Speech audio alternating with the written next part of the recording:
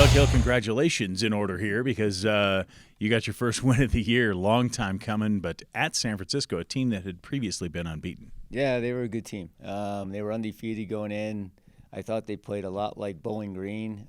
If you look at the stat sheet, it was pretty even, but a collective great defensive effort. I thought we played very well for 90 minutes with minimal errors. And you can start with the back. John kept a clean sheet in that game. Our keeper kept everything out of the goal.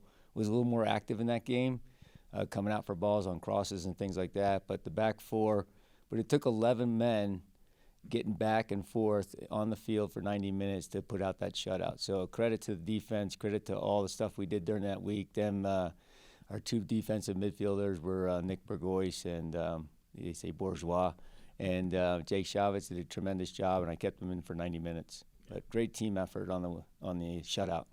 And also in the offensive end, you don't get the goal, you don't get the win, but a nice play on that goal. Yeah, so it was a perfect ball.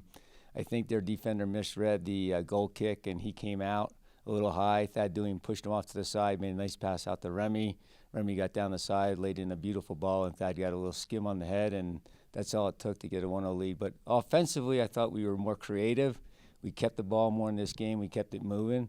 We still got to be a little more clinical in the final third, but those things are coming, and the team's moving along well. And I think, the preparation, playing all those tough teams prior to going into an undefeated team, I think the Wake Forest, North Carolina, Missouri, all those games prepared us, and I hope it prepares us for next week. Yeah, next week, conference starts. You go to Nevada, Las Vegas, and then you go to Utah Tech.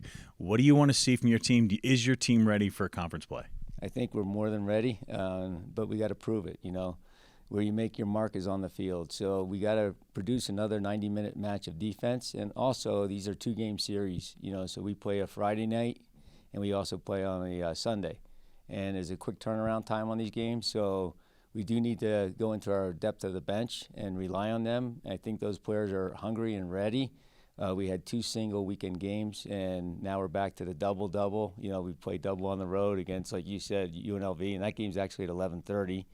They're playing a little earlier because they have a football game that night, and then we'll travel up to it's called now Utah Tech and play that game at 1 o'clock. But it'll be a little hotter, so I think the rest and keeping fresh legs on the field.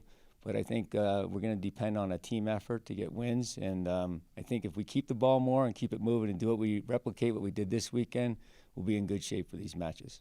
You mentioned the last 2 weekends, only 1 game, and now you get back into the 2-game grind.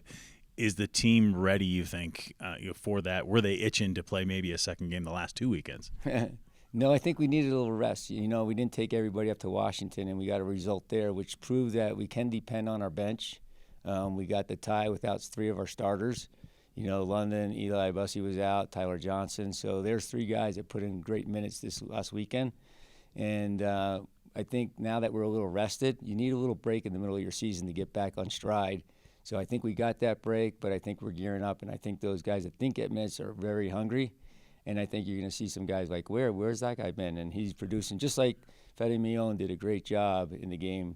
He came in, Will Burns got a little sick in that match. We could see he wasn't up to speed the other day on the Sunday match, and Fede came in, and I don't think we missed a beat. So good. We just beefed our depth up, and we can rely on more players. Yeah, that's awesome. Doug Hill, thanks. Good luck as you enter into the WAC. Thanks.